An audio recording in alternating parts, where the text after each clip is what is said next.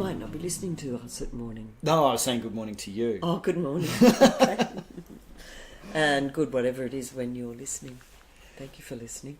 So woken up again, as often happens unfortunately, to news of a shooting in America. This time with the media focusing on a guy who intervened. And so after 4 people were killed in Nashville, Tennessee at the Waffle House, James Shaw is being labelled a hero for jumping in and stopping the person from doing any more damage.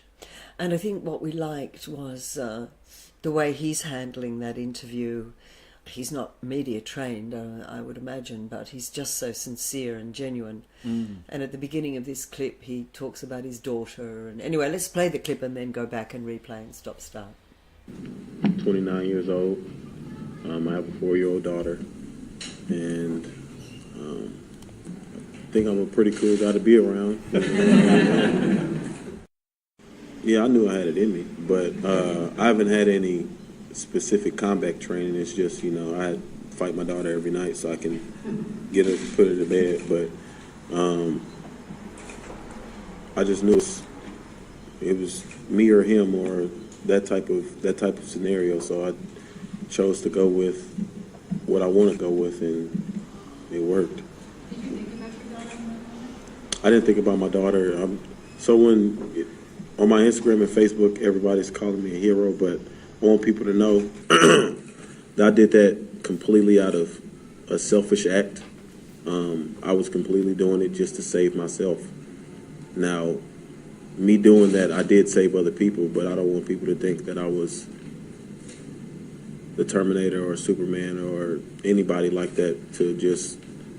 It was just, I figured if I was going to die, he was going to have to work for it.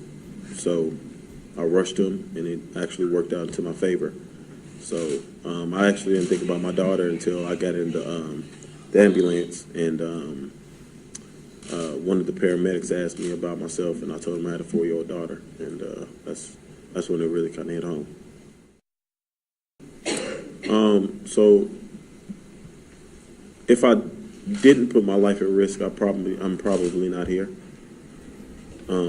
Like I didn't know that he had extra magazines in his coat pockets, but when I seen the barrel down, I mean, you can shoot at the ground all day. That's not going to really hurt anybody. So that was my opportunity, and I went for it. So it paid off.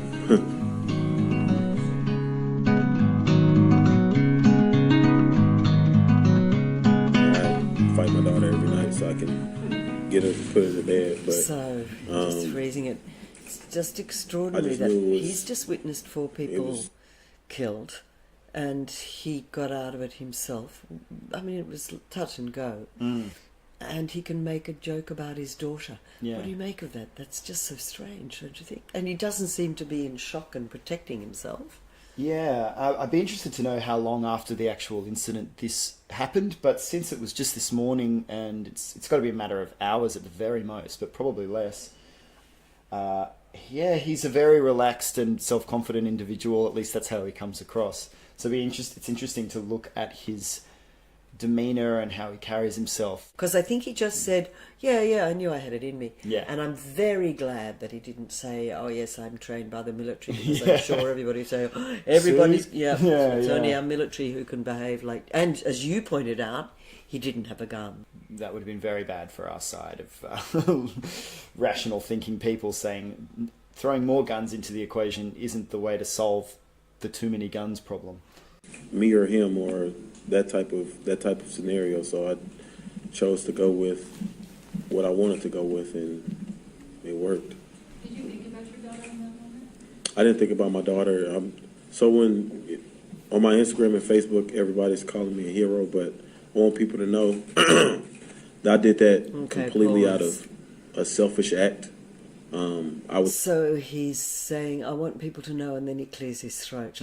Because what I believe, what he's about to say, is so courageous. Yeah, and because I think he knows this is the thing that I actually came in thinking, okay, I really want to get this across.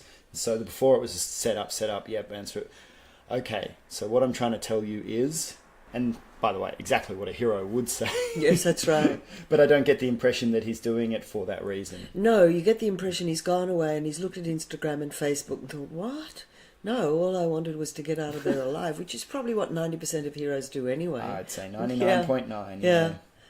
But he's heroic in that he's got the guts to say, please don't put me on a pedestal. Don't hero worship me. I was completely doing it just to save myself.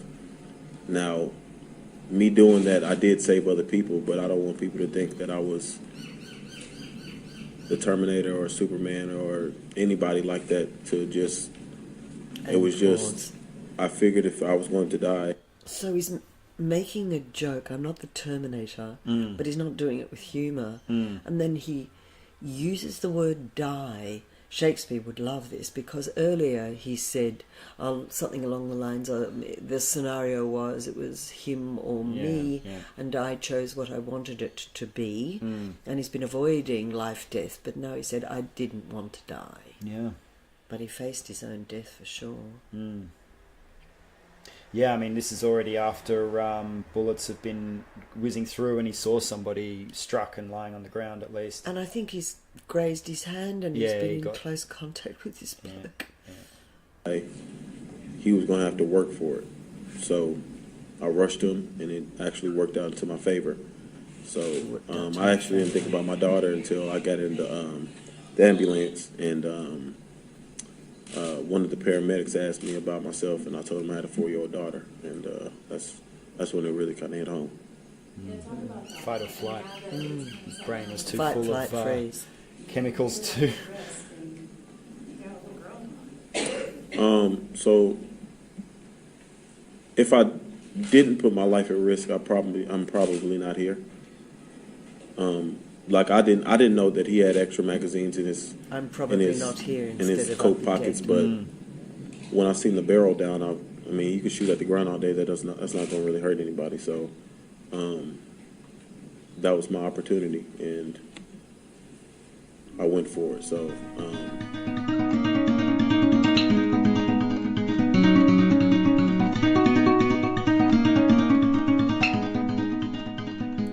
So his entire manner of speaking is coming from that place of humility. It's not changing his physicality to the point where he looks like somebody who's being sheepish or is... Or falsely modest, or false modesty. Right, exactly, yeah. He's standing tall, he's, like you said, he's well-dressed, he's he's owning it. Yeah. At the beginning he said, I thought I had it in me. You know, he's not doing the whole... Oh, well, look, the men and women in uniform are the real heroes, but I'll be selling my story to the media later. Yeah. Probably will sell his story to the media, totally fine. It'll be very interesting to see whether he does or not.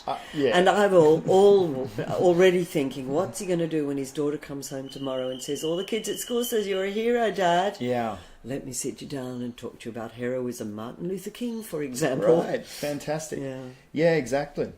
And he's right, in that he's saying that he reacted on instinct. Fight, flight, freeze kicked in, and it sent him. And again, this is what people admire in a hero is it's an automatic reflex. It's not a calculated move. My automatic reflex would have been to drop to the floor and say shoot somebody else. His automatic reflex is to do that. Mine would have been to hold you up in front of the gun. And mine would have been shoot him. But he was heroic in what he did, and he's heroic in saying, I'm not a hero. We've got ourselves a double whammy hero. Heaven help him. He's going to get medals all over the place. It would be great if he is able to use this and his natural charisma to send a good, calculated, right kind of message. I wonder if there'll be a movie, and they'll cast some charismatic person who does some terrible fake...